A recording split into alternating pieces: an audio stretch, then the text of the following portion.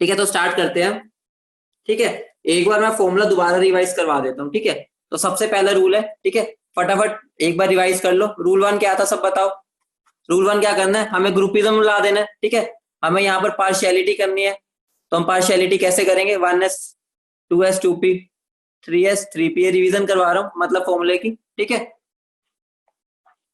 तो ये मैं रिवीजन करवा रहा हूँ, तो इसमें मैं फटाफट चल रहा हूँ। ठीक है, 3s 3p, फिर उसके बाद मेरा 3d, उसके बाद 4s 4p। ठीक है, ऐसे हमारा ग्रुपिज्म होगा। ठीक है बेटा, जितना हो जाएगा उतना आएगा। तुम हर एक क्लास में ये क्वेश्चन क्यों पूछते हो, टेस्ट में कितना आएगा। तुम्हें अभी तक समझ नहीं आया, जितना हमारा सिलेबस होगा उतना आता है टेस्ट में। तुम्हारा ये क्वेश्चन हर परमानेंट क्वेश्चन है, टेस्ट में कितना आएगा। ठीक है, अगला रूल क्या था, अगर मुझे एस और पी के लिए निकालना है, फॉर एस और पी इलेक्ट्रॉन। ठीक है, मैं पूरी तरह से नहीं लिखूंगा।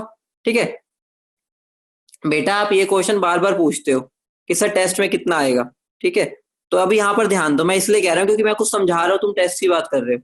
ठीक है, तो सिग्मा की बात निकालो। ठीक है, तो अगर मुझे एस या पी इलेक्ट्रॉन के लिए निकालना तो क्या होएगा, 0.35 into number of electron S और पी। ठीक है, मैं शॉर्ट में लिख रहा हूँ।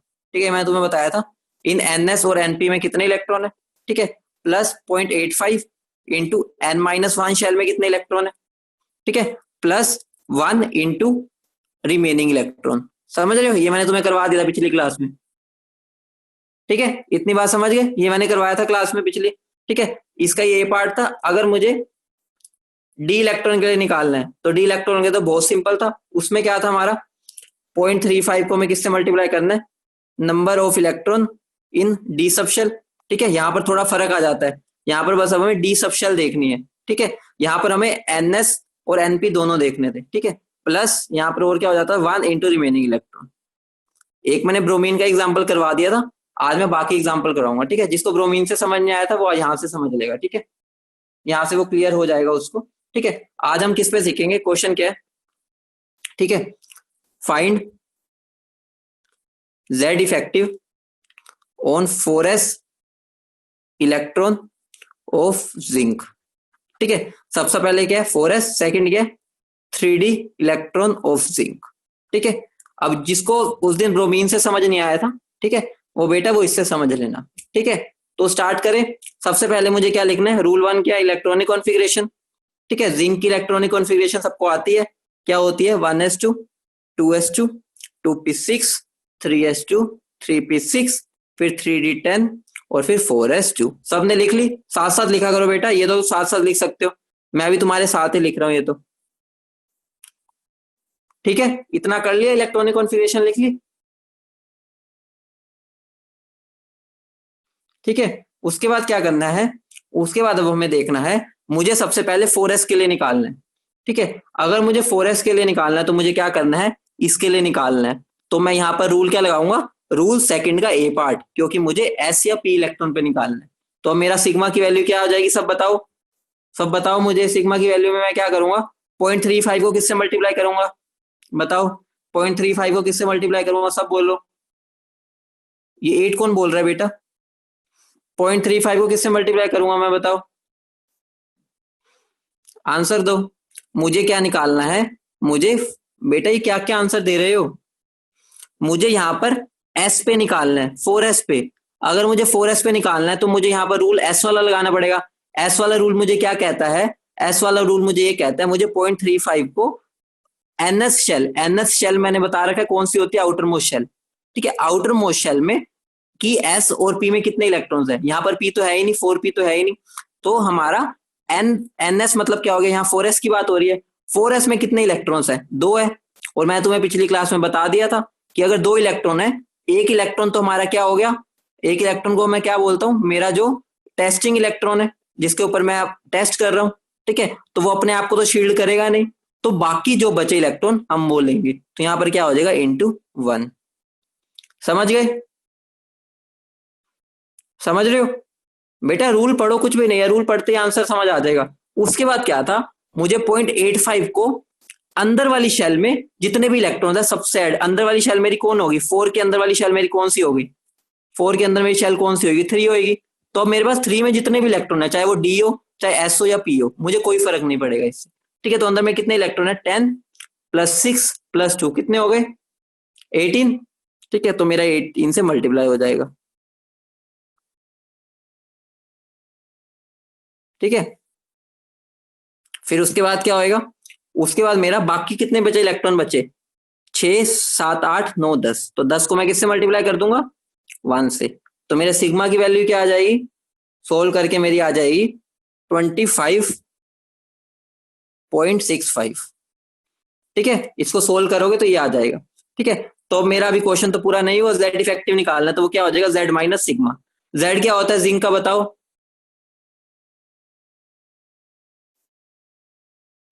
बताओ, 30, तो 30 माइनस 25.65, तो आंसर मेरा क्या आ गया, 4.35, समझ गए, ठीक है, सब समझ गए,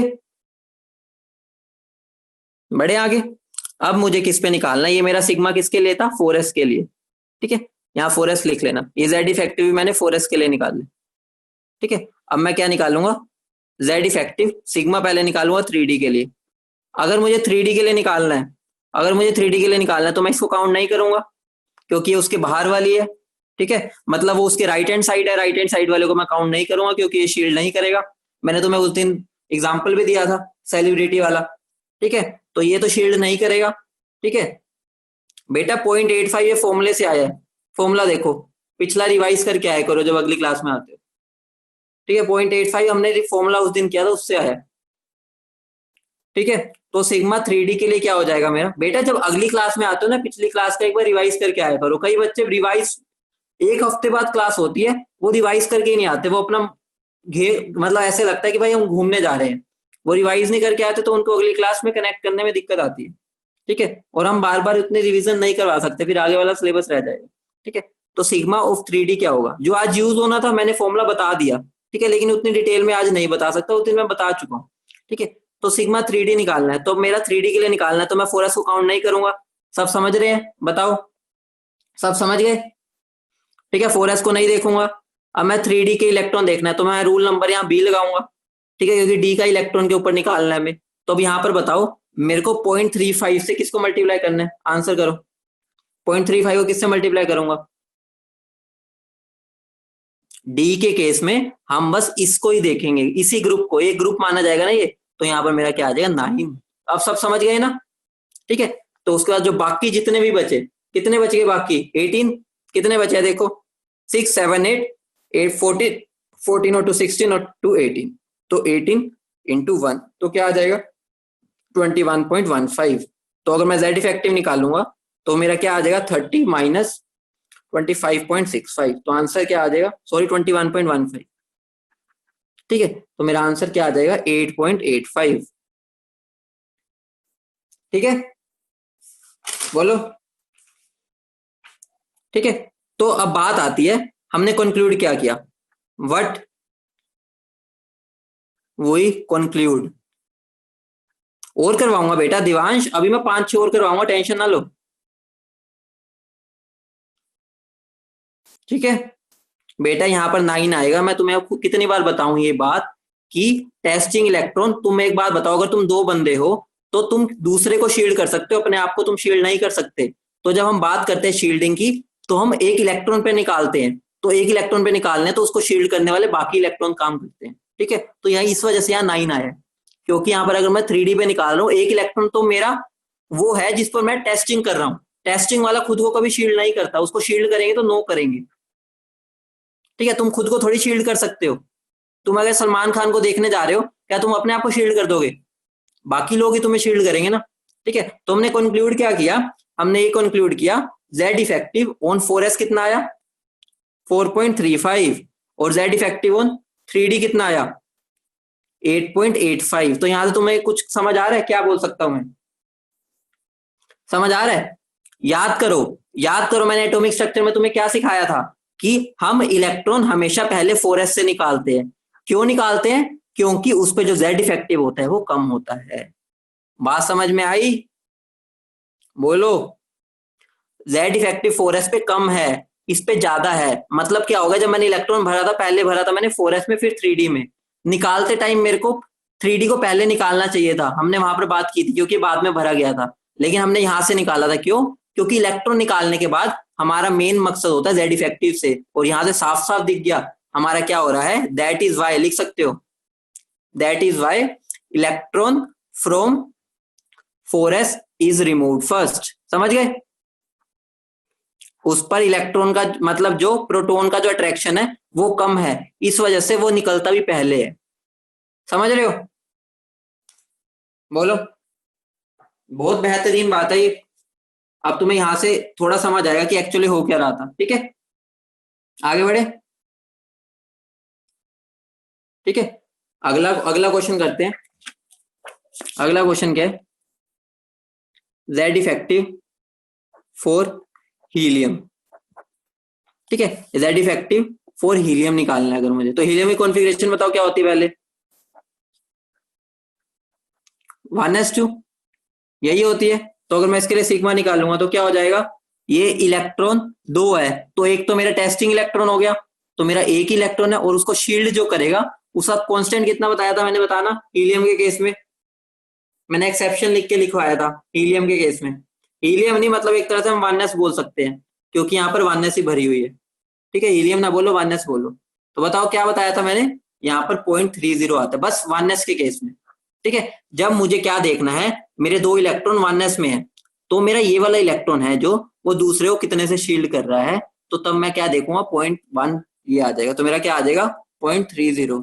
तो z क्या हो गया मेरा, z इफेक्टिव बोलो 2 में से 0.30 माइनस हो गया, तो क्या हो गया 1.70।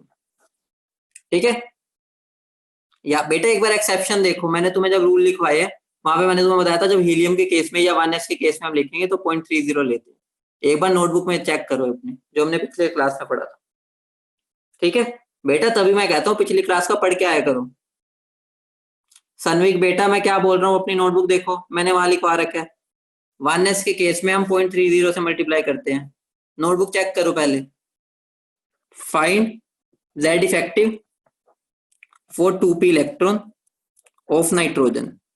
ठीक है, 2p इलेक्ट्रॉन के लिए निकालना है, तो सबसे पहले नाइट्रोजन लिखो, क्या होता है 1s2 2s2 2p 3 होते हैं। ठीक है, तो उसमें मेरा क्या हो जाएगा, सिग्मा क्या हो जाएगा मेरा, सिग्मा 2p के लिए क्या हो जाएगा, मेरा p इलेक्ट्रॉन है। ठीक है, तो मैं यहाँ पर क्या लूंगा, एक ये मेरा ग्रुप एक ये ग्रुप। ठीक है, 2p के लिए मुझे निकालना है, तो यहाँ पर मैं किससे मल्टीप्लाई करूंगा बताओ सब, जल्दी बोलो। 0.35 को किससे मल्टीप्लाई करूंगा, 0.35 को किससे मल्टीप्लाई करूंगा, आंसर दो। तो क्या आ जाएगा 4 बेटा 4। ध्यान दो बेटा, ये भी तो है, मैंने 2s2p को एक ग्रुप मानता हूँ, भूल क्यों जाते हो तुम, बस इसको क्यों देख रहे हो, 2s2p एक ही ग्रुप है। ठीक है, तो +2 इंटू क्या आ जाएगा 0.85। ठीक है, तो मेरा क्या बन गया 3.10। ठीक है, तो यहाँ पर मेरा z इफेक्टिव क्या हो गया 7 माइनस 3.10, क्या आ गया 3.90। आप समझ गए? एक बात का ध्यान रखना, जब भी मैं 1s पे निकालूंगा, जब मैं 1s के लिए निकालूंगा तब मेरा 0.30 आएगा बस, जब मैं 1s की बात करूंगा। ठीक है, और कहीं पर भी नहीं। अब हम करते हैं। ठीक है, अगला लिखो, find Z effective for 1s electron of nitrogen. तो मेरा क्या हो जाएगा 1s2 2s2 2p3। ठीक है, तो 1s के लिए तो मुझे इनको देखना भी नहीं है, और जब मैं 1s की बात कर रहा हूं तो तुम्हें अच्छे से पता है, अगर मैं 1s की बात कर रहा हूं तो मुझे क्या करना है, सिग्मा ऑफ 1s क्या हो जाएगा 0.30। ठीक है, इंटू 1। ठीक है, तो मेरा क्या आ जाएगा 0.30, तो मेरा z इफेक्टिव क्या आ जाएगा 7 माइनस 0.30। ठीक है, तो 6.70। समझ रहे हो? बोलो। ठीक है, अगला क्वेश्चन लिखो, find z effective on lithium. ठीक है, लिथियम के लिए निकाल लो। ठीक है, लिथियम के लिए निकालो तो सिग्मा की वैल्यू क्या आ जाएगी, बोलो। सिग्मा की वैल्यू लिथियम के लिए सबसे पहले तो कॉन्फ़िगरेशन लिखना पड़ेगा, क्या हो जाएगा 1s2 2s1। मुझे इस पे निकालना है। ठीक है, तो ये मेरा टेस्टिंग इलेक्ट्रॉन हो गया, तो यहाँ पर बताओ क्या होगा 0 इंटू 0.35, क्योंकि उसका कोई पड़ोस का तो इलेक्ट्रॉन है ही नहीं। अब उसके अंदर वाली शेल देखो, अंदर वाली शेल क्या है मेरा, उसमें 2 इलेक्ट्रॉन है 0.85, तो आंसर क्या आ गया 1.70। ठीक है, अब तो समझ गए ना। जेड इफेक्टिव क्या हो जाएगा 3 माइनस 1.70, तो वो क्या आ जाएगा 1.3। समझ गए सब? बेटा जीरो चाहे ना लिखो क्योंकि हमारे पास है नहीं ना, उसी शेल के अंदर हमारे और कोई इलेक्ट्रॉन है ही नहीं, ठीक है, तो इस वजह से जीरो लिखे।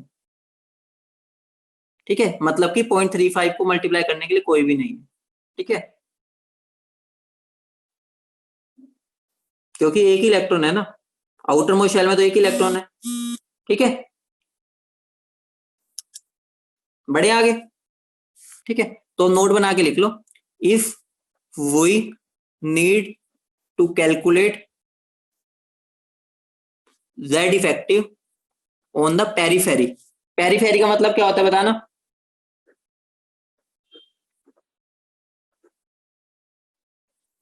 We also count the testing electron, समझ रहे हो?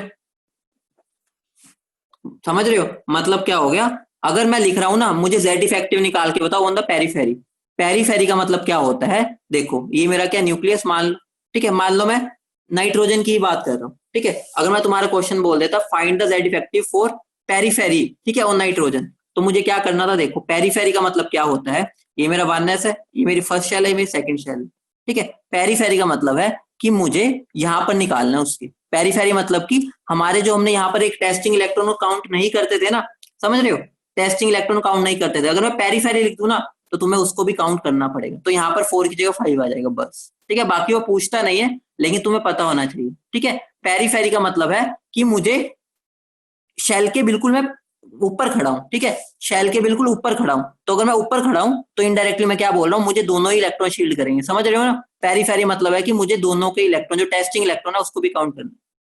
बेटा पेरीफेरी का मतलब बस ये है कि हम उसके कॉर्नर पे खड़े हैं, ठीक है, तो ये लगा लो कि पेरीफेरी में हम टेस्टिंग इलेक्ट्रॉन को भी इन काउंटिंग्स में ऐड करेंगे, बस तुम्हें ज्यादा नहीं सोचना इसके बारे में, ठीक है, और जब तक वो ये वर्ड मेंशन ना करे तुम्हें इसको ये वाला केस नहीं लेना, ठीक है, जब तक वो पेरीफेरी नहीं लिख रहा तो तुम नॉर्मल करोगे जैसे हम टेस्टिंग इलेक्ट्रॉन मान के चलते हैं, ठीक है, ये जब तक वो पेरीफेरी मेंशन वर्ड ना करे, ठीक है, अगर वो बोल रहा है ना find, soon low, find Z effective of nitrogen, अगर वो ये बोल रहा है ना तो समझ जाओ कि तुम्हें नॉर्मली करना है जैसे अभी हम ऊपर कर रहे थे, अगर उसने लिख दिया find Z effective on periphery of nitrogen, ठीक है, अगर पेरीफेरी वर्ड लिख दिया तो फिर तुम्हें क्या, टेस्टिंग इलेक्ट्रॉन को भी काउंट करना है कैलकुलेशंस में, ठीक है, समझ गए? बढ़े आगे, ठीक है, तुम्हें मैं एक होमवर्क दे रहा हूं, ठीक है, उस होमवर्क को लिखो, तुम्हें मुझे करके भेजना है, ठीक है, फाइंड द जेड इफेक्टिव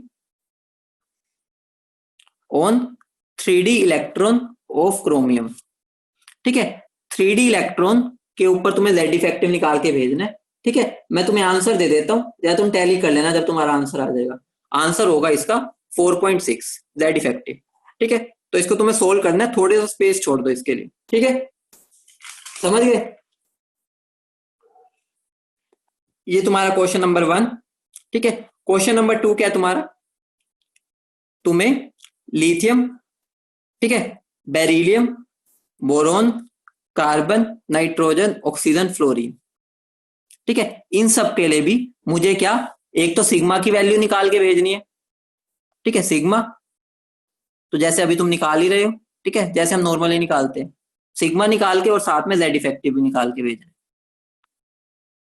ठीक है, इन सब के लिए निकाल के भेजना है, आंसर मैं तुम्हें अभी दे दूंगा, ठीक है, तुम उससे टैली कर सकते हो, ठीक है, ये तुम्हें निकालना है, समझ रहे हो, ये तुम्हारे क्वेश्चन है जो तुम्हें कैलकुलेट, एक पेज छोड़ दो इसके लिए, ठीक है, जो बच्चे नोट कर रहे हैं वो एक पेज छोड़ दे, ठीक है, और यहाँ पर उसको सोल्व करेंगे वो, ठीक है, बेटा अगर मैं कुछ भी नहीं लिख रहा ना तो तुम्हें आउटर मोस्ट इलेक्ट्रॉन ही मानना है, ठीक है, अगर मैंने बस बोल दिया लिथियम पे निकालो तो तुम्हें पता है लिथियम की बाहर वाला इलेक्ट्रॉन कौन होता है, ठीक है, बेरिलियम बोल रहा हूं तो तुम्हें अपने आप पता होना चाहिए, अगर मैं बेरिलियम बोल रहा हूँ क्या होती है 1s2, ठीक है, 2s2 होती है, तो इसका मतलब है मुझे 2s पे निकालना है, मैं अगर कुछ नहीं बोल रहा तो तुम्हें आउटर मोस्ट शेल पे निकालना है, ठीक है, बोरोन बोल रहा हूँ तो तुम्हें अपने आप पता है मुझे 2p पे निकालना है, ठीक है, तो यहाँ पर तुम्हारा 2p पे निकलेगा, समझ रहे हो ना, मतलब अगर मैं कुछ भी नहीं बोल रहा तो तुम्हें 2p पे निकालना है, इसका 2s पे निकालना है, ठीक है, जैसे अभी तक हम करते हुए आ रहे थे, ठीक है, समझ रहे हो, अभी मैंने लिथियम का तो करके दिखा दिया था,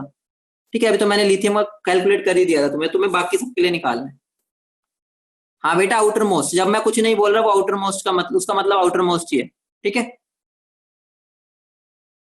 बढ़े आगे। सनविक बेटा 3D का कैसे निकाले?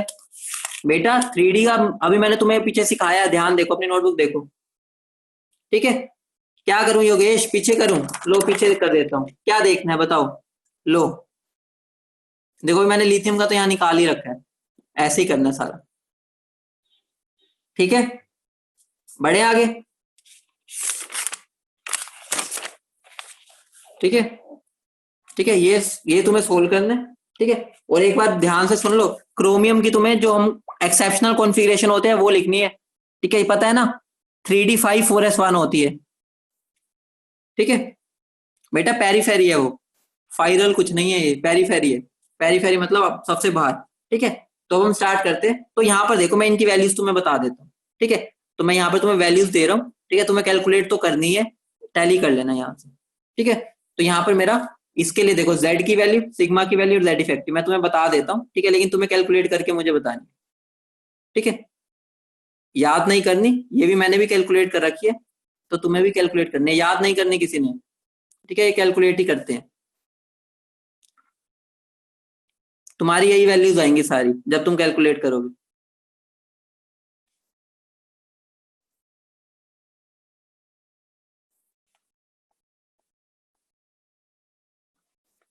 ठीक है। तो ये मेरी वैल्यूज आएगी सिग्मा की, ठीक है। अब तुम एक बात बताओ, यहां पर मैं कर क्या रहा हूं? यहां पर मैं अलोंग द पीरियड चल रहा हूं, अलोंग द पीरियड चल रहा हूं, तुम्हें पता ही है ना। मैं यहां पर पीरियड में चल रहा हूं, कहां पे? फ्रॉम लेफ्ट टू राइट, यही कर रहा हूं ना, बताओ। लेफ्ट टू राइट चल रहा हूं, बताओ, बोलो।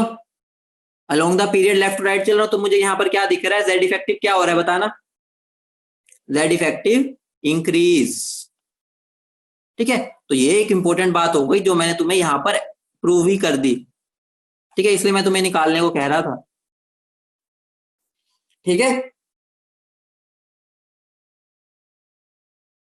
ठीक है। इसका रीजन क्या है, रीजन भी सुन लो, ठीक है। रीजन क्या है, कोई पूछ ले ऐसा क्यों हो रहा है, रीजन ये है, देखो मान लो मेरा प्रोटॉन है, बीच बीच में न्यूक्लियस है, ठीक है। यहाँ पर मेरा फर्स्ट शेल है, ये सेकंड शेल है, मान लो, ठीक है। अब मैं क्या कर रहा हूँ, अलोंग द जब मैं पीरियड चलता हूँ तो तुम्हें साफ साफ पता है, तो मेरा इलेक्ट्रॉन, मान लो ये मेरा अंदर वाली शेल है, उसमें 2 इलेक्ट्रॉन है, ठीक है, ये मेरे n = 1 है, ये n = 2 है। जब मैं अंदर चल रहा हूँ, ठीक है, लिथियम से, ठीक है, तो मेरा पहला इलेक्ट्रॉन यहाँ आया, ठीक है, 1 आया, फिर 2, फिर 3, फिर 4, फिर 5, फिर 6, फिर 7, फिर 8, समझ रहे हो? मतलब जब मैं अलोंग द ग्रुप जा रहा हूँ, मेरा क्या हो रहा है, यहाँ पर इलेक्ट्रॉन जो हो रहा है, इलेक्ट्रॉन इज एडिड, ठीक है, electron is added to the same shell, ठीक है। But number of protons, number of protons goes on increasing, ठीक है। मतलब क्या हो रहा है, मेरे इलेक्ट्रॉन तो सेम शेल में ऐड हो रहे हैं, लेकिन प्रोटॉन जो है वो मेरे इंक्रीज हो रहे हैं, ठीक है, गोज ऑन इंक्रीजिंग, और वो भी किससे, बाय 1, ठीक है। हर एक के अंदर मेरा एक एक प्रोटॉन बढ़ता जा रहा है, जिसकी वजह से मेरा क्या हो जाता है, न्यूक्लियस का अट्रैक्शन यहाँ पर बढ़ जाता है, तो बढ़ जाता है तो मेरा इलेक्ट्रॉन क्या हो जाता है, जेड इफेक्टिव बढ़ जाता है, समझ गए? ठीक है, बाकी मैंने यहाँ प्रूफ भी कर दिया मैथमेटिकली, ठीक है,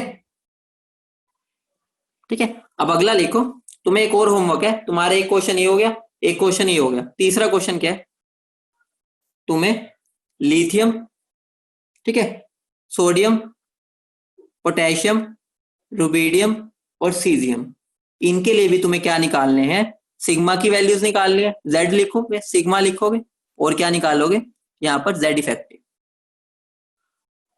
ठीक है। इनके लिए भी तुम्हें ये वैल्यूज निकालनी है, ठीक है, सोल्व करके मुझे भेजोगे अभी, ठीक है, सोल्व करके अभी तुम मुझे भेजोगे, ठीक है। तो मैं यहाँ पर आंसर दे देता हूं तुम्हें, ठीक है, ताकि तुम्हें टैली कर सको, ठीक है। तो लिथियम के लिए मेरा क्या आया था, जेड की वैल्यू इसकी 3, इसकी 11 होती है, तो तुम्हें पता ही है, ये 19, 37, 55, ठीक है। सिग्मा की वैल्यूज इनकी क्या आएंगी मैं बता देता हूँ, ठीक है। जेड इफेक्टिव क्या होता है भाई साहब, ये तो भाई महान कोई इंसान आया जो मेरा, जिसका क्वेश्चन है जेड इफेक्टिव क्या होता है, ठीक है। तो इसकी सिग्मा की वैल्यू क्या आ जाएगी, बेटा ऐसे ऐसे महापुरुष बहुत कम ही मिलते हैं जो पूरा हमने रामायण गा दी और वो बोल रहा है कि सर जेड इफेक्टिव क्या है। ठीक है, तो यहां पर अगर मैं इनको माइनस करूंगा तो क्या आ जाएगा, 2.2 2.2 2.2 2.2। हाँ बेटा सारा निकाल के दिखाना है, मैंने तुम्हें आंसर दे दिए। ठीक है, तुम्हें इसके निकाल के दिखाने हैं, तुम्हारे यही आंसर आने चाहिए। अगर ये आंसर आ गए तो तुमने सही किया। ठीक है बेटा, निशांत हक तो है तुम्हें पूछने का, लेकिन ये हक तुम्हारा कब तक था, पिछली क्लास तक। क्योंकि हम पूरा एक तरह से पूरी रामायण में गा बैठा हूं और अब तुम मेरे से पूछो राम कौन था, तो अब मुझे राम के बताने के लिए 3 लेक्चर पीछे जाना पड़ेगा। तो मैं पीछे चला गया तो आगे कौन कराएगा, समस्या ये है। तो सबसे बेटर है तुम एक बार अपने नोट्स पढ़ लेना क्लास के बाद, समझ देखना, पढ़ोगे समझ आ जाएगा, नहीं आएगा तो मेरे से मैसेज कर देना, मैं फिर समझा दूंगा। ठीक है, पर्सनली बता दूंगा, लेकिन अभी क्लास के अंदर वो फिजिबल नहीं है। ठीक है, एक बार अपने नोट्स को पढ़ना, समझ ना आए तो मैं बता दूंगा। ठीक है, तो मैं क्या बोल सकता हूं यहाँ पर, डाउन द ग्रुप में क्या कर रहा हूं बताओ, डाउन द ग्रुप क्या हो रहा है मेरा, बोलो, जेड इफेक्टिव कांस्टेंट। समझ रहे हो, मतलब लगभग कांस्टेंट ही है, देखो 2.2 2.2 2.2 2.2। तो मैं क्या बोल सकता हूँ, जेड इफेक्टिव मेरा डाउन द ग्रुप क्या होता है, कांस्टेंट। बेटा ये चीजें यूज होंगी। ठीक है, तो इस बात का ध्यान रखना, ये अलोंग द पीरियड, ये डाउन द ग्रुप। ठीक है, तो मेरा ये चीज आई है, वो मैंने तुम्हें प्रूव भी कर दी। ठीक है, बोलो। ठीक है, तो एक और नोट बना के लिख लो एक बार। ठीक है, एक चीज नोट बना के लिख लो, रीजन बेटा, रीजन यही है कि वहां पर मेरा क्या हो रहा है बेटा, effective nuclear charge, Nishant effective nuclear charge, Z effective का मतलब इफेक्टिव न्यूक्लियर चार्ज। मेन बात तो अब तुमने बोली फुल फॉर्म क्या है, वो भी वैसे मैं लिखवा चुका हूँ नोट्स में, पीछे एक बार चेक करना। ठीक है, तो एक बात का ध्यान रखना, देखो इस बात का ध्यान रखना, नोट बना के लिख लो। देखो अभी मैंने तुम्हें क्या बोला है, नीचे आने में मेरा जेड इफेक्टिव कांस्टेंट रहता है, ये बात बोली है मैंने। ठीक है, एक्चुअली में ये मेरा डाटा कहां से आ रहा है, स्लेटर्स रूल से। ठीक है, स्लेटर रूल से आइए, और स्लेटर रूल क्या है मेरा, थियोरटिकल रूल है। ठीक है, ये थियोरटिकल रूल है मेरा। ठीक है, तो थियोरटिकल रूल कभी भी प्रैक्टिकल बिल्कुल सही आंसर्स नहीं देता। ठीक है, लेकिन वो लगभग हमारा कांस्टेंट रहता है। लेकिन एक तरह से एक नोट बना के लिख लो, नोट बना के लिख लो, for non transition metals, non transition metals. ठीक है, नॉन ट्रांजिशन मेटल्स क्या बोल सकते हैं, जेड इफेक्टिव इंक्रीजेस। ठीक है, सॉरी यहां पर जेड इफेक्टिव डिक्रीजेस। ठीक है, जेड इफेक्टिव डिक्रीजेस आएगा। ठीक है, डाउन द ग्रुप। अब बताता हूं, पहले लिख लो, very slight decrease, very slight decrease. ठीक है, बहुत कम डिक्रीज होते हैं। ठीक है, और लिख लो for transition metals, for transition metals. ठीक है, Z effective increases down the group, ये नोट बना के लिखना है। ठीक है,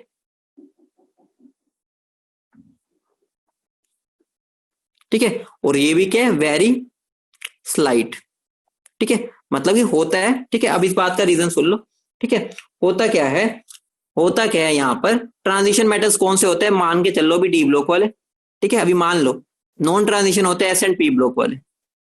ठीक है, मेरी बात सुनो, देखो हम,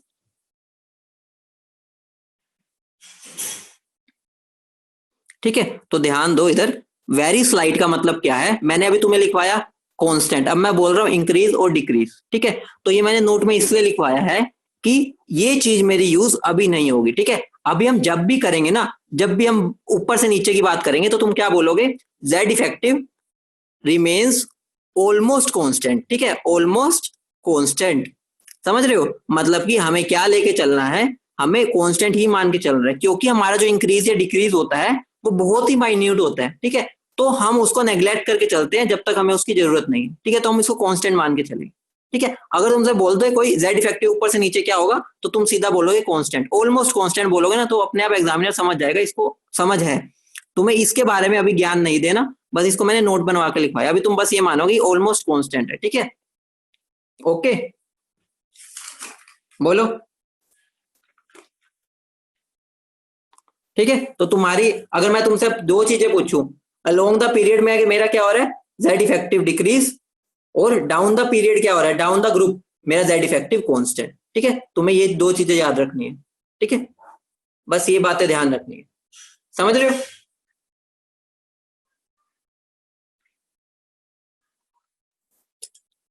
ठीक है, तो हम आगे बढ़े। ठीक है, तो अगली हेडिंग डालो एटॉमिक रेडियस। अगली हेडिंग डालो एटॉमिक रेडियस। ठीक है, अगली हेडिंग है तुम्हारी एटॉमिक रेडियस। ठीक है, तो सबसे पहली बात आती है, तुम मुझे बताओ, तुम बच्चे ही मुझे बता दो कि एटॉमिक रेडियस की डेफिनेशन क्या होगी। कोई भी बच्चा बोल दो जिसको आती है, एटॉमिक रेडियस की डेफिनेशन क्या होगी, जिसको लगता है कि वो कुछ भी बता दो, मतलब तुम्हें वर्ड पढ़ के ही समझ आ रहा होगा कुछ तो। ठीक है, बोलो रेडियस ऑफ एन एटम। ठीक है, बहुत सही है, जो बोल रहे हैं बहुत सही है। तो मैं कंसेप्चुअली क्या बोल सकता हूँ, कंसेप्चुअली अगर मैं बोलूं, ठीक है, सुनो एक बात सुनो मेरी, एक बात सुनो, यहां तक तो सबने नोट कर लिया ना, यहां तक सबने समझ लिया, बोलो। ठीक है, तो आगे वाले अगर मैं तुम्हें देखो, चलो मैं लिखवा देता हूं, कंसेप्चुअली मैं क्या बोल सकता हूँ, ये क्या होता है, डिस्टेंस बिटवीन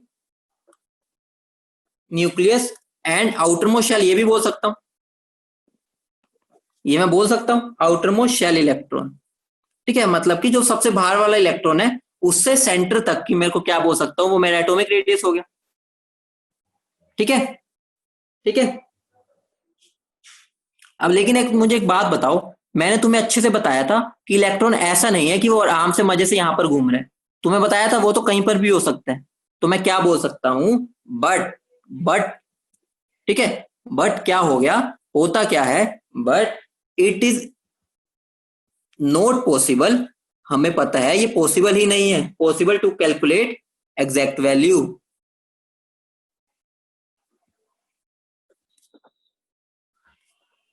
समझ रहे हो, लेकिन ये पॉसिबल ही नहीं है। अब बात आ रही होगी तुम्हारे माइंड में कि सर क्यों पॉसिबल नहीं है, आइए अब हम देखते हैं पॉसिबिलिटी क्यों नहीं है, डिफिकल्टीज क्या है। तो डिफिकल्टीज के बारे में पढ़ते हैं हम। ठीक है, नोट्स में भेज दूंगा, टेंशन ना लो जो नहीं लिख रहा। ठीक है, बाकी मैं तुम्हारे साथ साथ ही लिख रहा हूँ तो लिख लेना चाहिए। ठीक है, तो डिफिकल्टीज मेरी क्या क्या है, सबसे पहले एटम इज टू स्मॉल, सीधी सी बात है, बहुत छोटा एटम है। एटम को हमें भाई देखने के लिए कहां से लाएंगे, ठीक है, देख भी लेंगे मान लो, पहले डिफिकल्टी तो है ना। ठीक है, एटम इज टू स्मॉल, ठीक है बेटा, इसको डबल ओ ना हटाना। ठीक है, एटम इज टू स्मॉल। अगला आ जाओ। ठीक है, नो वेल डिफाइंड बाउंड्री, तुम्हें मैंने अच्छे से बता रखा है, इलेक्ट्रॉन कोई और ऐसे शेल में घूम नहीं रहा होता। ठीक है, वो बस प्रोबेबिलिटी होती है, बोर हम गलत कर बैठे हैं। ठीक है, नो वेल डिफाइंड बाउंड्री, उसकी कोई बाउंड्री नहीं है, ये भी मैं तुम्हें समझा चुका हूँ। ठीक है, समझ रहे हो ना, हमारी डिफिकल्टी क्या, इलेक्ट्रॉन ऐसे घूम थोड़ी रहा है वहां पर पाथ पे, उसने कोई वहां पर पाथ थोड़ी बना रखा है। ठीक है, फुटपाथ थोड़ी है जो घूम रहा है। ठीक है, इलेक्ट्रॉन तो कहीं भी हो सकता है। ठीक है, तो ना उसकी कोई वेल डिफाइंड बाउंड्री है कि इलेक्ट्रॉन यहीं पर घूम रहा है, हो सकता है इलेक्ट्रॉन यहाँ पर भी हो। याद करो मैंने तुम्हें बताया था 90 to 95% प्रोबेबिलिटी होती है ऑर्बिटल में भी, ऑर्बिटल में भी 100% प्रोबेबिलिटी नहीं होती। ठीक है, और तुम्हें तीसरी बात एक और पता है, ठीक है, तुम्हें पता है इलेक्ट्रॉन हैज वेव नेचर। ठीक है, तो मतलब क्या हो गया, इलेक्ट्रॉन का वेव नेचर होता है, पार्टिकल नेचर भी नहीं होता, तुम्हें पता है electron has wave nature too. ठीक है, तो मतलब क्या हो गया कि इन डिफिकल्टीज की वजह से मैं डायरेक्टली ये रेडियस कैलकुलेट नहीं कर सकता। समझ रहे हो, मतलब कि ये मेरे लिए डिफिकल्टीज है जिसकी वजह से मैं डायरेक्ट नहीं निकाल सकता। ठीक है, तो हमारी बात आती है कि हमारे पास सॉल्यूशन क्या है इसका, solution, what is a solution. तो मेरे पास सॉल्यूशन ये है, देखो आइए, ठीक है, सॉल्यूशन की तरफ चलते हैं कि क्या सॉल्यूशन हो सकता है। अगर मैं क्या करूं, मैं एक मॉलिक्यूल ले लूं कोई भी। ठीक है, एक मान लो मैंने कोई भी मॉलिक्यूल ले लिया। ठीक है, मान लो मैंने क्लोरीन ले लिया। ठीक है, क्लोरीन, तो ये मैं क्लोरीन मॉलिक्यूल ले लूं। ठीक है, और मैं उसका क्या करूं, उसका जो साइज है उसका आधा कर दूं। ठीक है, तो वो मेरी क्या हो सकती है, वो मेरी रेडियस हो सकती है। ठीक है, सीधी सी बात है, अगर मैं एक मॉलिक्यूल ले रहा हूं उसका आधा कर देता हूं, ठीक है, तो मेरा क्या हो गया, उसका बॉन्ड का आधा कर देता हूं, तो वो मेरी रेडियस हो गई। समझ रहे हो, मतलब मैंने क्या किया, ये मेरे एक मॉलिक्यूल था, एक सीएल का, ये एक ये सीएल है। ठीक है, ये दो मेरे एटम थे सीएल के, ये दोनों बॉन्ड बना के बैठे, अगर मैं इसका आधा कर दूंगा, आधा, तो ये मेरा क्या हो गया, रेडियस ऑफ एटम। ठीक है, रेडियस ऑफ एटम आ गया। तो मतलब क्या हो गया, मैंने क्या किया, डायरेक्ट मेरे पास सॉल्यूशन नहीं था, क्योंकि मुझे एटम अलग से आइसोलेट करना बहुत मुश्किल है। एक और डिफिकल्टी भी है कि एटम को हम अलग से निकाल ही नहीं सकते, बहुत मुश्किल होता है, मतलब निकाल सकते बहुत मुश्किल है, ठीक है। तो हम क्या करते हैं हमेशा, रेडियस को कैसे निकालते हैं, हमेशा एक कोई बॉन्डेड एटम ले लेते हैं, ठीक है, मतलब कि वो बॉन्ड बना के बैठा है एटम और उसके लिए हम निकाल देते हैं, समझ रहे हो, ठीक है। तो मैं क्या लिख सकता हूं, तो मैं इसको ये लिख सकता हूं कि मेरे पास सॉल्यूशन ये है कि मैं कोई बॉन्डेड मॉलिक्यूल ले लूंगा और उसका आधा कर दूंगा, ठीक है। तो वहां से मेरा जो आधा होगा वो मेरा एटॉमिक रेडियस हो जाएगा, ठीक है। बोलो समझ गए, ठीक है बेटा, कुछ भी नहीं है, सॉल्यूशन यही है कि मैं एक बॉन्डेड एटम ले लूंगा, ठीक है, बॉन्डेड मॉलिक्यूल ले, हाँ लिखवा रहा हूँ बेटा, बॉन्डेड मॉलिक्यूल ले लूंगा, उसका आधा कर दूंगा और मेरा क्या आ जाएगा, एटॉमिक रेडियस आ जाएगा। खुद बताओ, अगर मैं इसका आधा कर रहा हूँ तो ये तो मेरी रेडियस होती है, ठीक है, तो ये मेरी क्या होगी, सॉल्यूशन होगी। अब लिख लो जो लिखना चाहते हैं, ठीक है, तो लिख लो, लिख लो। So we will calculate, so we will calculate atomic radius of any element in bonded state, ठीक है, मतलब कि कोई बॉन्ड बना के बैठा होगा ना, हम उसका क्या कर देंगे, उसकी हेल्प से हम उसकी रेडियस कैलकुलेट करते हैं, ठीक है। तो मैं अब एटॉमिक रेडियस की डेफिनेशन और क्या बोल सकता हूं, so atomic radius is simply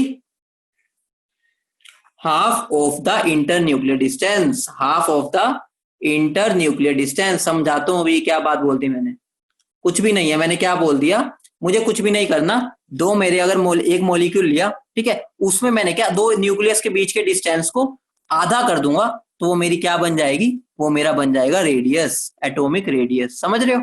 मैंने एक बॉन्डेड स्टेट में एटम लिया, ठीक है, जिसने बॉन्ड बना रखा था, और मैंने उसके दो दो न्यूक्लियस के बीच के डिस्टेंस को मैं बोलता हूँ इंटर न्यूक्लियर डिस्टेंस, ठीक है, दो न्यूक्लियस है मेरे, उनके बीच के डिस्टेंस को इंटर न्यूक्लियर डिस्टेंस, उसको आधा कर दूंगा तो मेरा एटॉमिक रेडियस आ जाएगा, समझ रहे हो, ठीक है। अब तुम्हारे माइंड में ये भी आ रहा होगा कि सर हमारे पास तो कोवलेंट बॉन्ड भी होता है, वोंडरवॉल बॉन्ड भी होता है, मेटेलिक बॉन्ड भी होता है, तो सर हम कैसे निकालेंगे, ठीक है, तो हम क्या बोल सकते हैं, nature of radius depends on nature of bonding. मतलब क्या हो गया, रेडियस भी अलग अलग टाइप की होती है जो कि डिफरेंट डिफरेंट बॉन्ड्स पर डिपेंड करती है, ठीक है। तो मेरी कौन कौन सी है, ठीक है, तो सबसे पहले मेरी आती है कोवलेंट रेडियस, ठीक है, दूसरी मेरी आती है वोंडरवॉल रेडियस, अभी समझाऊंगा क्या होता है, बस लिख लो ये कुछ होता है, ठीक है।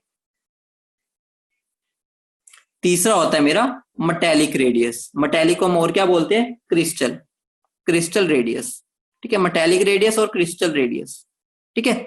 और ये तो मेरे एटम के लिए हो गया, ठीक है, लेकिन मान लो मुझे एक आयन के लिए पढ़ना है, ठीक है, एक मेरी एक और रेडियस होती है जो कि आयनिक रेडियस होती है, ठीक है, आयनिक रेडियस तो मेरी आयंस की रेडियस बताएगी, वो एटम की तो नहीं बता रही, वो आयंस की बताती है, ठीक है, तो हम इसको अलग से पढ़ते हैं, ठीक है। बाकी हमारी जो एटॉमिक रेडियस है वो तीन तरह की होती है, ठीक है, समझ गए इतनी बात,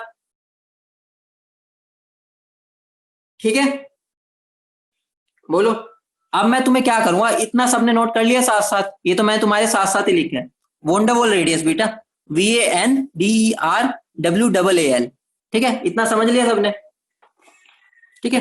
तो मैं तुम्हें क्या करता हूं, सुनो, अब मैं तुम्हें स्टार्ट कर रहा हूं कोवलेंट रेडियस, ठीक है, कोवलेंट रेडियस क्या होती है पहले समझ लो, ठीक है, कोवलेंट रेडियस क्या होती है, ठीक है। तो सबसे पहले हम कोवलेंट रेडियस की बात कर रहे हैं, ठीक है, कुछ भी नहीं है, मैंने एक कोवलेंट मॉलिक्यूल लिया, अब तुम्हारे माइंड में आ रहा हो कोवलेंट मॉलिक्यूल क्या होता है, थोड़ा बहुत किसी को आइडिया है कोवलेंट क्या होता है, कोवलेंट मॉलिक्यूल कौन सा होता है, ठीक है, जिसको आइडिया है अच्छी बात है, जिनको नहीं है ये समझ लो कोवलेंट बॉन्ड मेरा हमेशा नॉन मेटल्स के बीच में बनता है, ठीक है, इतना तो पता है ना नॉन मेटल्स क्या होते हैं, ठीक है, और वो हमेशा ओवरलैपिंग से होता है, मतलब ये लगा लो कि दो ऑर्बिटल्स ओवरलैप होते हैं और वहां पे मेरा एक बॉन्ड बनता है, ठीक है, ये ओवरलैपिंग रीजन होता है, अभी हम केमिकल बॉन्डिंग में पढ़ेंगे अगले चैप्टर में, ठीक है। तो मेरा कुछ भी नहीं है, मेरा एक ए मॉलिक्यूल था, ठीक है, ये मेरे दोनों ए थे, ठीक है, ये मेरे दोनों के सेंटर है, ठीक है, ये मेरा ओवरलैप होता है, कोवलेंट बॉन्ड में हमेशा ओवरलैप होता है, ठीक है, मतलब कि थोड़ा थोड़ा पार्ट मिक्स हो जाता है, ठीक है, हाँ शेयरिंग ऑफ इलेक्ट्रॉन सही बोला, ठीक है, तो यहाँ पर शेयरिंग होता है जिसकी वजह से दोनों का ओवरलैप हो जाता है,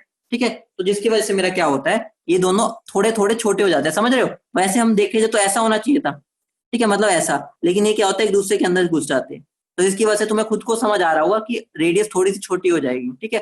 तो अब मैं अगर क्या करूं, ये अगर मेरा पूरा डिस्टेंस डी है, ठीक है, अगर ये मेरा पूरा डिस्टेंस डी है तो मैं कोवेलेंट रेडियस को क्या बोल सकता हूं, कोवेलेंट रेडियस ऑफ ए क्या हो जाएगी बताना, वो क्या हो जाएगी मेरी डी ए बाई 2, समझ रहे हो, मतलब कि डिस्टेंस बिटवीन ए, ठीक है, ए मोलिक्यूल बाई 2, समझ रहे हो, बोलो।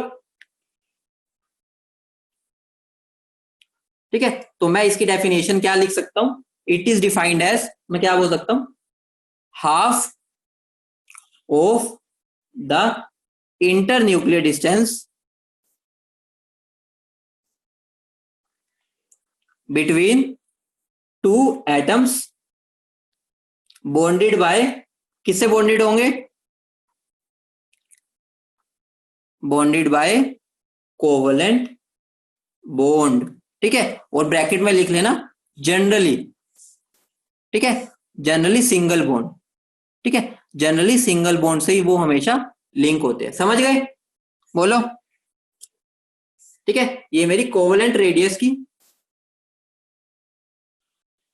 समझ गए, बताओ। ठीक है, नेटवर्क दिक्कत आ गई थी, चलो कोई नहीं, मैं दोबारा बोल देता हूँ, कुछ भी नहीं है, मेरा एक कोवेलेंट बॉन्ड है, ठीक है, उसको मैं आधा कर दूंगा, वही मैंने लिखा है यहाँ पर, ठीक है, और वो जनरली मेरा सिंगल बॉन्ड होता है, तुम्हें पता है कोवेलेंट बॉन्ड में डबल बॉन्ड भी हो सकता है, ट्रिपल बॉन्ड भी हो सकता है, लेकिन हम generally covalent radius single bond के लिए डिफाइन करते हैं, ठीक है। ठीक है, बोलो, अभी भी दिक्कत आ रही है क्या, बोलो, अभी भी दिक्कत आ रही है, बोलो बेटा बोलो, अभी भी दिक्कत आ रही है क्या। ठीक है, तो हम आगे बढ़ते हैं, तो मैं इसको दो तरीके से आगे कर सकता हूं, तो मैं इसको क्या बोलूंगा, सिंगल बॉन्डेड कोवेलेंट रेडियस, ठीक है, मैं उसको भी शॉर्ट फॉर्म से यूज करूंगा, ठीक है, SBCR, single bonded covalent radius, ठीक है, अब मैं शॉर्ट फॉर्म यूज करूंगा, ठीक है, तो ये मेरा जो सिंगल बॉन्डेड कोवेलेंट रेडियस है, ठीक है, ये मेरे दो टाइप की है, ठीक है, इसको मैं दो टाइप से कर सकता हूं, एक मेरी होमोएटॉमिक और एक मेरी हेट्रोएटॉमिक, ठीक है, एक मेरी होमो, बेटा अभी मैंने तुम्हें बताया है सिंगल बॉन्डेड कोवेलेंट रेडियस, ठीक है, जब मेरा सिंगल बॉन्ड है उसके अंदर मेरी जो कोवेलेंट रेडियस है, ठीक है, कुछ भी नहीं है बेटा, अभी मैंने डेफिनेशन यहाँ लिखवा दी है, ठीक है, भेज दूंगा नोट्स भी, तो ये मेरा सिंगल बॉन्डेड कोवेलेंट रेडियस, ठीक है, तो यहाँ पर मेरा क्या हो जाएगा, दो तरह की होती है, एक होमोएटॉमिक एक हेट्रोएटॉमिक, होमोएटॉमिक कौन सी होती है, जिसमें मेरे दोनों ही एटम सेम हो, समझ रहे हो, ये भी है और ये भी है, ठीक है, तो यहाँ पर मेरी रेडियस ऑफ ए क्या हो जाएगा, जो भी मैंने ऊपर बताया ही था, डी वो distance between A and A nucleus by 2, समझ रहे हो, ये भी हम कर चुके हैं, मैंने एग्जांपल में पहले यही करवाया था, ठीक है। अब बात आती है हेट्रो की, हेट्रो में क्या होता है, हेट्रो मेरा कैसा होगा, एक मेरा एक एटम होगा उसके अंदर और दूसरा दूसरा एटम, ठीक है, ये मेरा ए है ये मेरा बी है, ठीक है, दोनों अलग अलग मेरे एटम्स है, मिलके कोवेलेंट बॉन्ड बना के बैठे, ठीक है। इस केस में मैं कैसे करूंगा, इस केस में दो ऑप्शन है मेरे पास, ठीक है, या तो मेरे दोनों की इलेक्ट्रोनेगेटिविटी सेम हो, ध्यान दो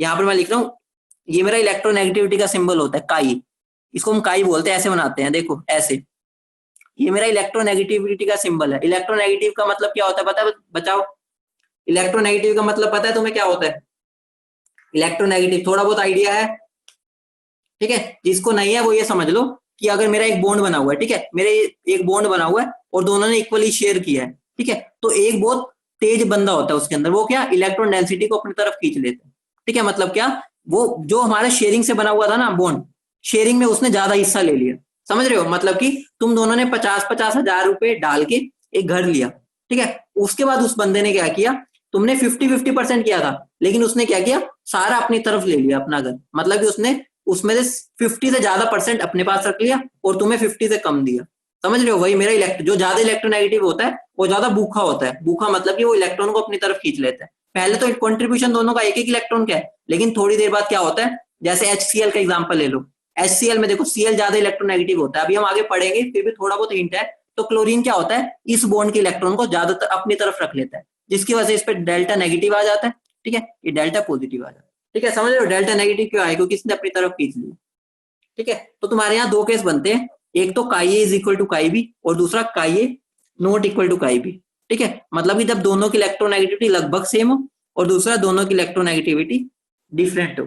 समझ रहे हो? यहाँ पर दो केस बने। यहाँ पर दो केस क्यों नहीं बने? क्योंकि अगर दोनों एटम सेम है तो ऑब्वियस सी बात है, तो उनकी इलेक्ट्रोनेगेटिविटी सेम ही होगी। ठीक है, तो यहाँ पर दो केस बनाने की जरूरत ही नहीं थी, यहाँ पर मेरे दो केस बनेंगे। ठीक है, बोलो।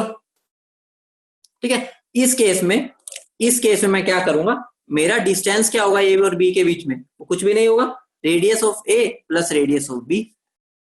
कुछ भी नहीं है, ये तो सिंपल है। जो डिस्टेंस होगा इन दोनों के बीच का वो क्या होगा, इन दोनों का सम, मतलब इसकी रेडियस प्लस इसकी रेडियस, मेरा डिस्टेंस आ जाएगा।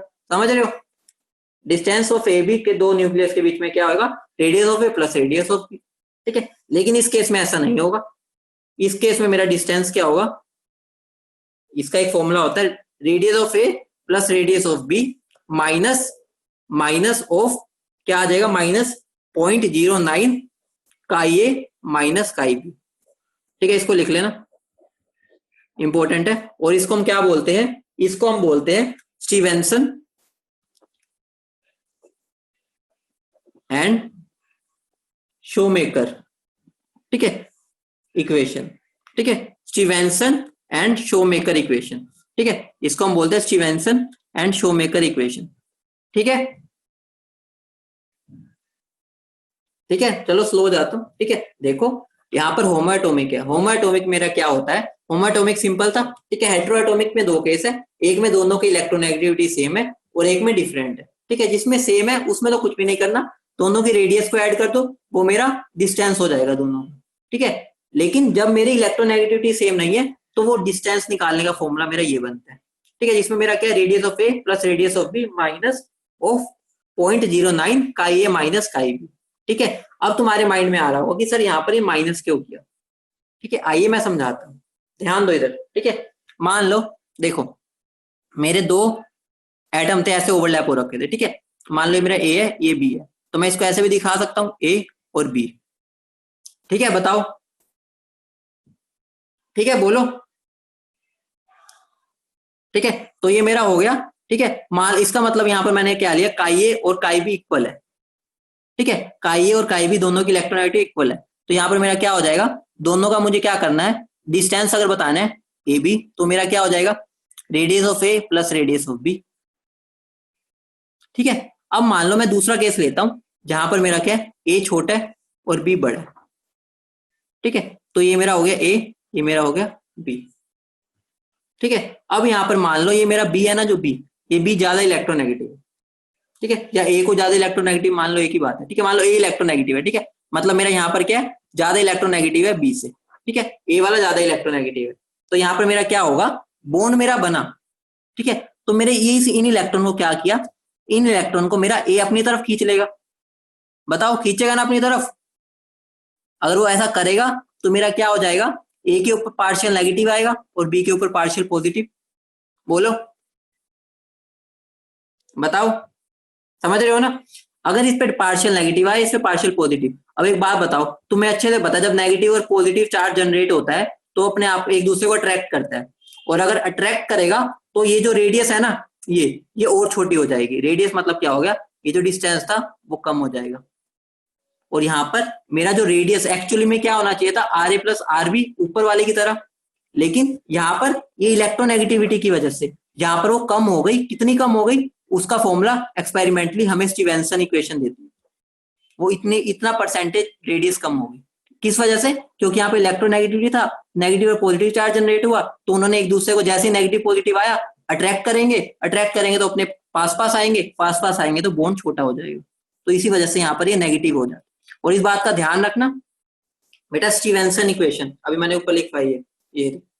ठीक है, और ध्यान रखना, ये मेरा, कई बच्चे कहेंगे सर अगर मेरा ये नेगेटिव वैल्यू आ जाए तो नेगेटिव नेगेटिव पॉजिटिव हो जाएगा। बेटा ये मोड है। ठीक है, मोड मान के चलना इसका, क्योंकि चाहे ये मेरा इलेक्ट्रोनेगेटिव हो चाहे ये हो, ठीक है, फर्क मेरा हमेशा छोटा ही होगा। चाहे अगर मेरा ये नेगेटिव हो जाता है ये पॉजिटिव, तो भी मेरा डिस्टेंस पास ही हो जाता है, क्योंकि इनडायरेक्टली तो मेरा नेगेटिव पॉजिटिव ही जनरेट हो रहा था। ठीक है, तो ये मोड होता है हमेशा, हम इसका मोड लेते हैं। ठीक है, मतलब कि चाहे नेगेटिव आ रहा हो हम पॉजिटिव साइन लेंगे इसका। ठीक है, ठीक है, आगे बढ़े। ठीक है, अगला एक क्वेश्चन लिख लो।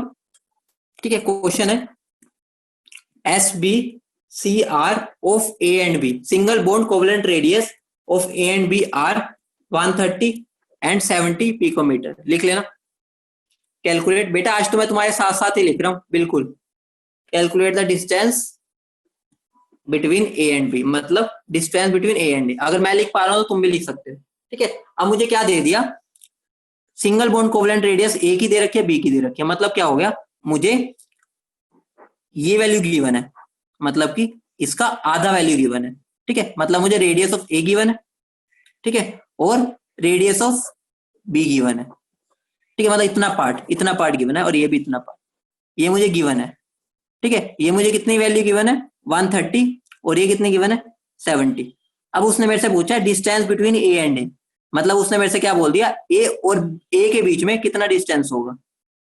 तो ए और ए के बीच में कितना डिस्टेंस होगा, आंसर बताओ। डिस्टेंस बिटवीन ए एंड ए क्या हो जाएगा, कुछ भी नहीं, 130 का डबल। समझ रहे हो, तो आंसर क्या हो जाएगा 260 पिकोमीटर। समझ गए, बहुत सिंपल क्वेश्चन आता है अगर इस पे आता है, मतलब इसका तो कुछ यूज ही नहीं था, बस ये तो कंफ्यूज करने के लिए दिया था। समझ गए, ठीक है। अगला हेडिंग डालो वंडरवॉल रेडियस।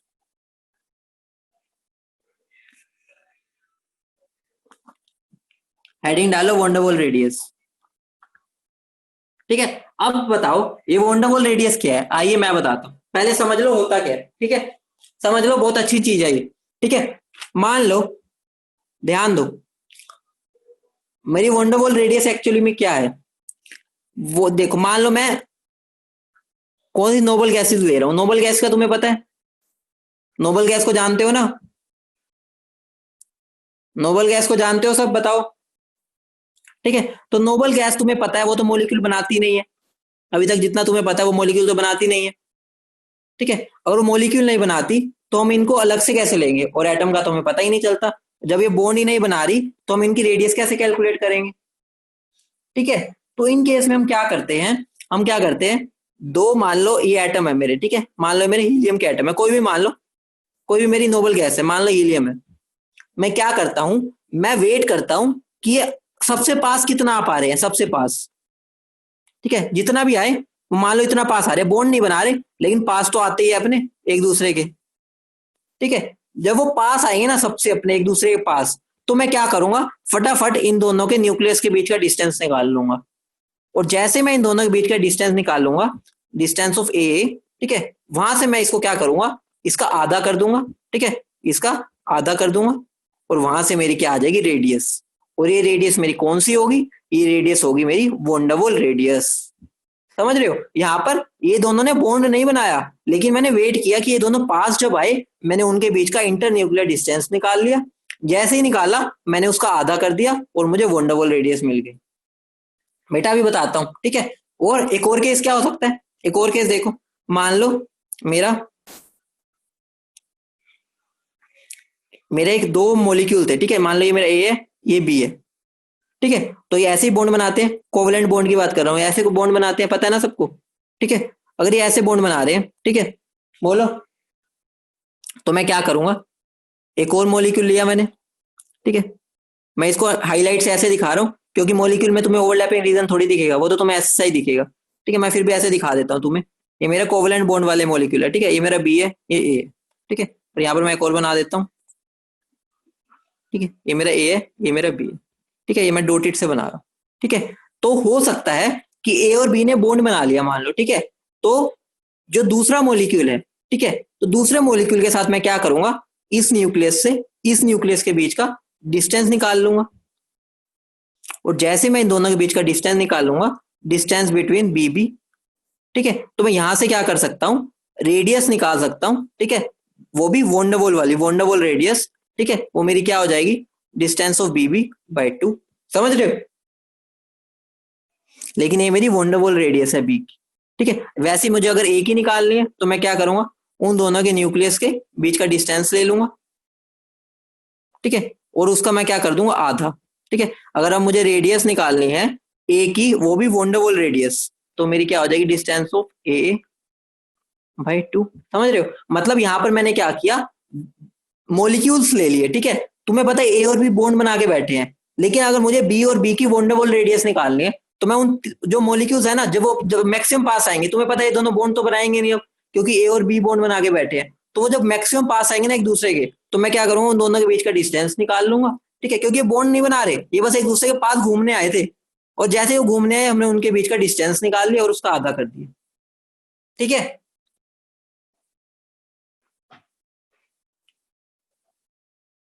ठीक है, समझ गए? बोलो। ठीक है, तो मतलब मैं क्या बोल सकता हूं, मैं ये बोल सकता हूं, लिख लो जिसने लिखना है, या बेटा मैं एक बार ये कर देता हूं, ठीक है, समझा देता हूं। ये मेटल्स पे अप्लाई नहीं होगी, ठीक है, मेटल्स पे अप्लाई नहीं होगी। ठीक है, ये नॉन मेटल्स, क्योंकि हमें पता है कोवलेंट बॉन्ड तो नॉन मेटल्स ही बनाते हैं, और नोबल गैसेस पे अप्लाई होगी बस।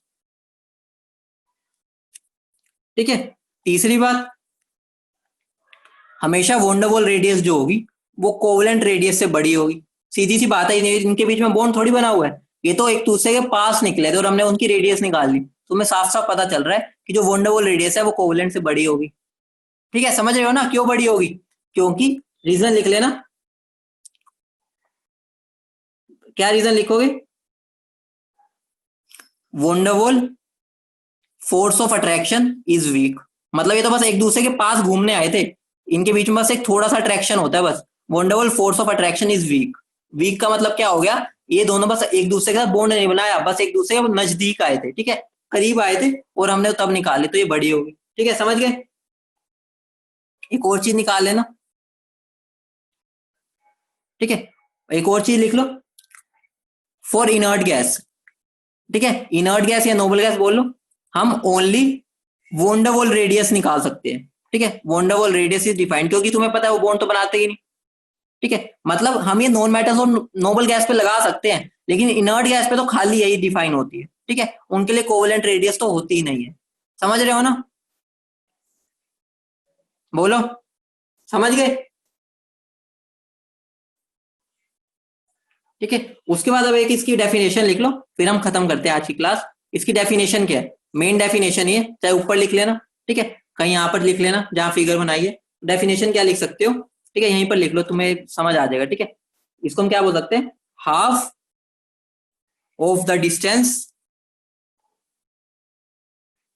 Between two adjacent,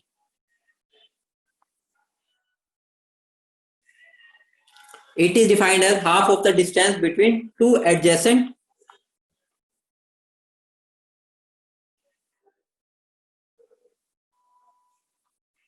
atoms in two nearest neighboring molecule